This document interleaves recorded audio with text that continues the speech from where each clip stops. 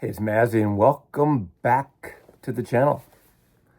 Before I continue, I'm going to ask you to like and subscribe. I rarely do that, but I think this is a good time, a good opportunity for you to do that if you enjoy these videos. I make a lot of them, don't I? But I want to talk about the Kinks because they made an announcement. And when the Kinks make an announcement, it's like a tree falling in the forest. If no one's around, no one hears it. And I think no one heard this announcement. Now, it's not a major announcement. In fact, I don't think the Kinks could say anything that would like shake the world of rock and roll and music and record and vinyl. But over the past year, it has been the 60th anniversary of the Kinks. And I have showcased these two records of Journey, not the band Journey, but the Journey of the Kinks. Now, these were issued by BMG last year in 2024 to celebrate 60 years of the Kinks. That great band. My second favorite band ever, still. And the greatest single songwriter in pop music history, Ray Davies. Now, yes, before someone always comments that it's Ray Davies, it's pronounced Davies. No, it's not. At least not according to Ray. At the end, if you stay to the end of this, if I still have that clip from the 1970s, I'll prove it to you. Now, occasionally his brother pronounces it the other way, but Ray Davies, even though it's I-E-S, it's pronounced I-S. Last year, these two comps came out, Volume 1 and Volume 2, The Journey. What I love about these is these are curated by Ray himself. And they're not in chronological order, but he has themes to them. And I would say if you're someone that has no Kinks records, these would be excellent introductions to the band. Now, I could suggest records like Arthur and Preservation Hall and Lola and Soap Opera and Misfits, and of course the great one. What's the great one? I'm having a brain freeze right now. But like I just had some vanilla ice cream, my favorite flavor. But I could suggest things. And there are a lot of comps over the years on the Kinks. The infamous Black album, UK only album, which is a great thing. There's Kinks Chronicles, an American comp from the Reprise years, which were the Pie years, the label changes and everything. But this is not a detailed overview of their entire catalog. This is about the Journey. Now, let me talk to you first about this press release that just happened in the last 48 hours. The Kinks, The Journey, Part 3. We never knew there was going to be a Part 3. We thought it was 1, 2, and out. Each one is a double record set. There's a third double record set for Kinks fans and new people new to the Kinks too. Now it says the final part of the Kinks, very special 60th anniversary anthology series, the first ever to be curated by the band.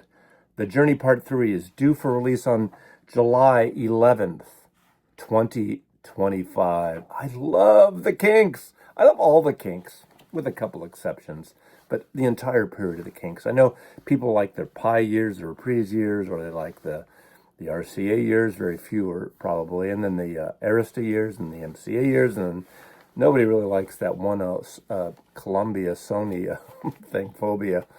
There's moments, but that's to be talked about, discussed on a later date. Part 3 covers the transformative RCA Arista period spanning from 1977 to 1984, a period seeing the band finally break America, leaving behind their iconic pop and experimental phases, and returning to a fresh and concise style of classic songwriting that draws on their own distinct British sense of self. I challenge the copywriter of this. Big mistake. You totally fucked it up here. Okay, let me dissect this a little bit. First of all, these are great. And I think this is going to be great too. But the copy is the problem, not the band, not the writing, not the music. That music is killer. But let me just say this again. The transformative RCA Arista years, period, spanning 1977 to 1984. Well, the RCA years ended in 1975. Why do they include that there? I know these companies are gobbled up, and later RCA owns Arista, and Arista owns this, and Universal, and BMG, and I know all that. But come on, let's be a little more precise here, BMG. Copywriter, I'm calling you out. I'm calling the copywriter at the Kinks.com or at BMG or Kinks Chronicles or Kinks Worldwide thing. These are not RCA period songs. Now in 77, where this third volume 3, part 3 begins, it's when they went to Arista, Clive Davis's label, and Clive said basically, get rid of that theatrical crap. Now, I happen to like that, but I get what he was saying. You're a great band. And of course, they do Sleepwalker and Misfits, 2 friggin' great records. So that's going to be represented here. And they had a bunch of hits. They basically became a stadium band, one of those like iconic rock and roll bands. They went back to the roots of those, power chords of Davies. I think he says Davies, but whatever. I think Ray has the upper hand here, right? Although Dave writes some great songs. You know how brothers are. They're always fighting and can't disagree with each other. But so this is going to be a cool set. Now, I'm not going to go through every track, but for instance, I Wish I Could Fly Like Superman. Kind of a disco song, right? But a great record.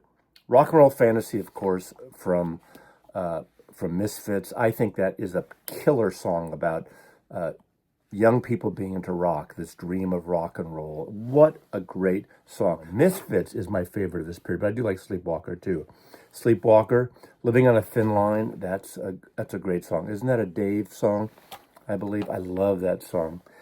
Come Dancin', another great kind of upbeat pop song. There was a version of it all over MTV, kind of in that retro, British music hall style of Ray, but with a dance beat. Around the Dial, Do It Again, Better Things, Destroyer. That's like the ultimate rock power chord thing. And it got the youth of that day in the 70s into it. And I know a lot of people whose favorite period is that anthem, the stadium anthem period of the Kinks. I like it, but it's not my favorite period by a long stretch. But I do like it. Low Budget, and then of course Misfits. What a great song from the great album Misfits. Now, the interesting thing about Volume 3 or Part 3 of this, it's different than Parts 1 and 2. Because the second record, it's like they couldn't fill up great songs. Come on, you could have done it, Ray. But they decided to include a live concert from the Royal Albert Hall in 1993. Apparently, I've been reading on all the Kinks freaks. Kinks freaks are as crazy as Dylan and Beatles and Springsteen freaks. They're never satisfied. But that's not the whole concert, apparently. I don't know. But great songs, of course. Live versions of Ape Man and Phobia. Not a great song, but To the End of the Day, Where Have All the Good Times Gone, Celluloid Heroes, Dedicated Flower of Fashion, Death of a Clown. That's a Dave song. Sunny Afternoon, you really got me, Dave's. I'm looking forward to this. It's coming out in July, but I want to talk about Ray because I think Ray is the greatest solo pop rock writer of all time. Now, Lennon and McCartney are a duo. Now, Lennon wrote great stuff separately, and McCartney wrote great things separately, but in the scope of historic entire things as a solo person, they did write great songs, but not as good as Ray from 1964 on. Yes, You Really Got Me and those early songs. All Day All the Night has that great guitar riff that Dave did and had that kind of amp with the broken speaker and got that great thing and started punk, started heavy metal, started really kind of tight, raunchy rock and roll. But Ray was the songwriter. So I'm going to go through some of these songs. I think if you have no Kinks, these 2 volumes, and probably the 3rd volume, which I haven't heard yet, you should check out. These are well mastered. They're well things. My guess they're from digital files, but who gives a crap if it sounds good? It's about the music, stupid, right? These are great comps. And if I'm not going to get you to buy the entire catalog, these 4 records here and then the 2 coming out possibly, we'll see. I'm curious because that 93 show, I don't think I've ever heard any of it, but we'll see. We'll see how that works out. I'm just going to go through this and call out a few songs that just mean something to me. Tired of Waiting for You, 1965. So tired, tired. What a great song. What a simple song. And it's poignant and beautiful and on the nose there. Stop Your Sobbing. A lot of people first heard that with the Pretenders covering that on their debut album, Stop Your Sobbing. Stop Your Sobbing. Because it wasn't like a really well-known Kinks song to non-Kinks freaks like me. But the Pretenders did it wonderfully. And not anything to do with years later when Ray fathered Chrissy's child. It's just a great version of that. You have Dead End Street, another great song. Supersonic Rocket Ship is a novelty type thing. It's a great song. It's fun. It's whimsy gothic. It was on Celluloid Heroes. It was used in a scene in one of the Avengers movie when they're kind of going into new, what's Thor's new place? The town he lived in, and they use it in the movie. So he got a little kind of a regeneration of people getting that song. Do you remember Walter? They were great because Ray definitely went into the theatrical period, very music hall, like McCartney does when he does When I'm 64 and You Gave Me the Answer and, Honey Pie and that stuff. But Ray does it brilliantly. Yet his, suburban lyrics of London, Muswell Hill, of course. Remember, those of you who don't know, from like a 1965, I guess, 66, they were banned from the U.S. until around 1970 because some union scuffle, kerfuffle they had, and they finally came back, and it took a while for them. I saw them 3 times in the early 70s, and I loved them. During the theatrical period, during the RCA period, with Schoolboys in Disgrace and soap opera, and I friggin' loved them. They were so great. Too Much on My Mind is a great song there too, and Nothing in the World Won't Stop About the Girl. They had this little thing too. A couple of these songs had a reminiscent of Mose Allison, the jazz artist too, that the Who were very influenced by. So you got that. You got Days. What a great friggin' song Days is. Thank you for the days, the done days. I mean, his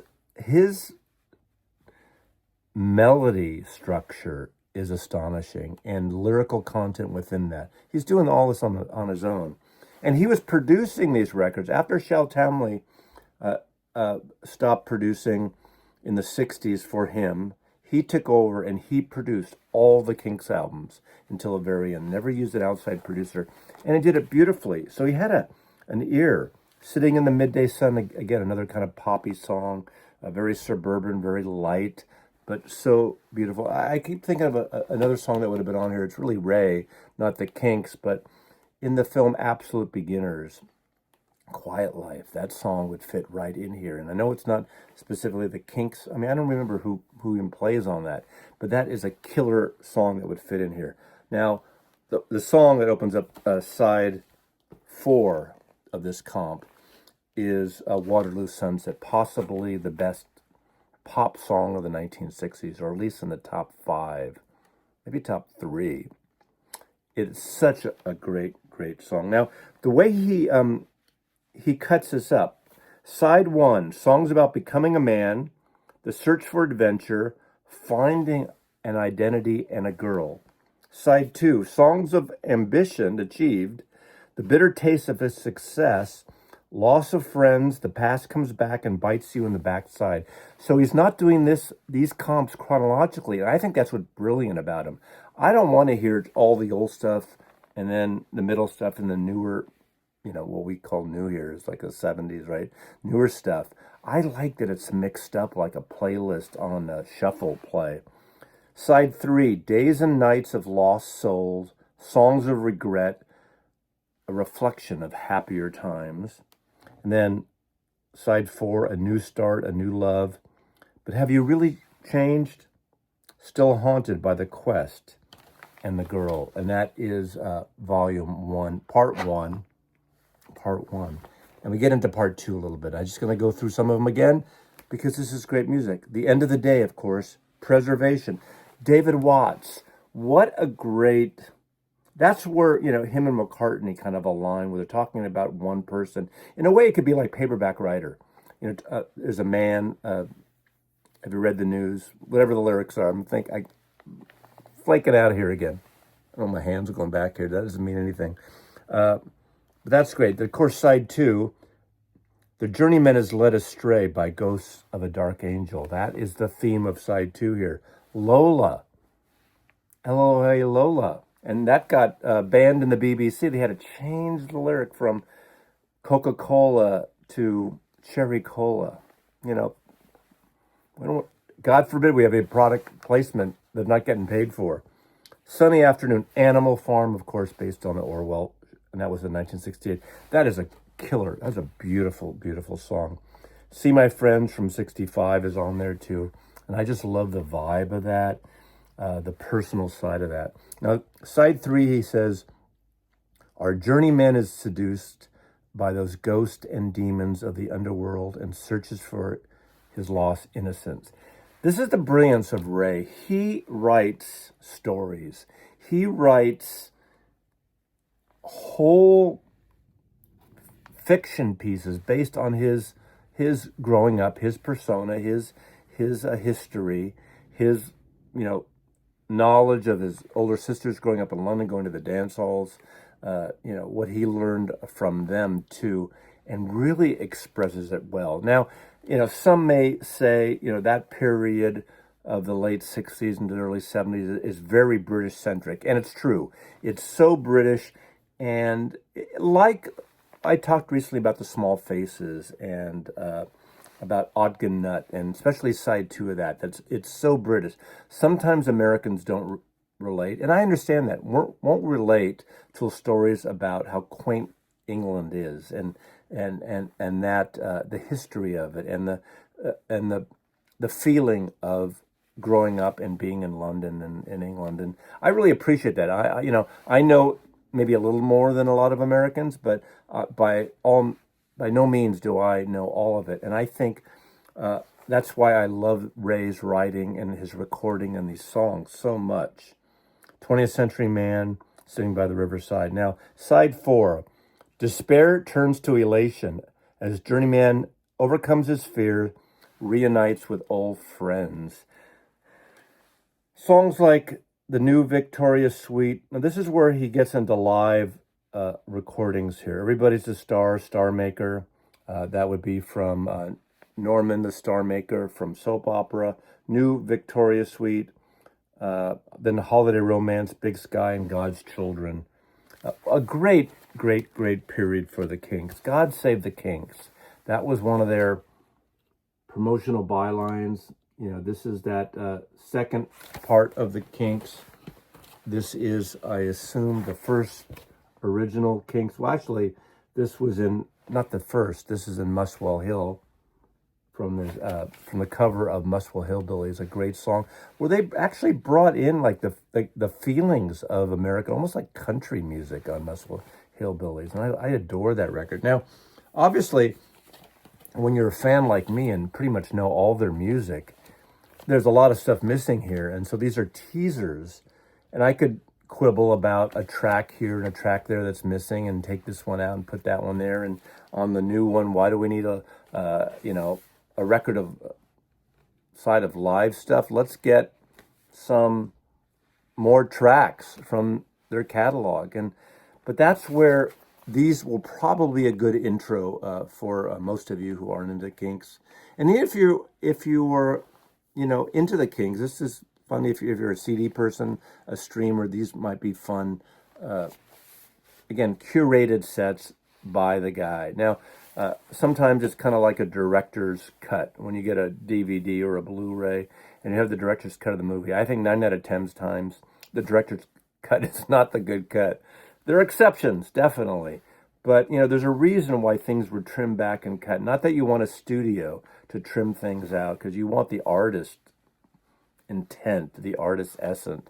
But sometimes the artist can go on like way, way, way too long and give you stuff that is not essential. So that's my overview of the Kinks journey, Volume 1, I'm saying volume, whatever.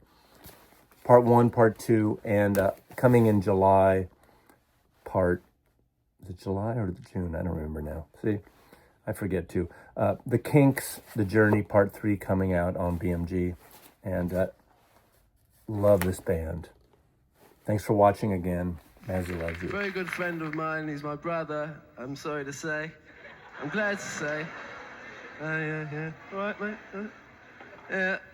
Yes, we have the same mother. His name is Mr. Dave Davies. Let's hear it for Dave. Let's hear it for Dave Davies on lead guitar.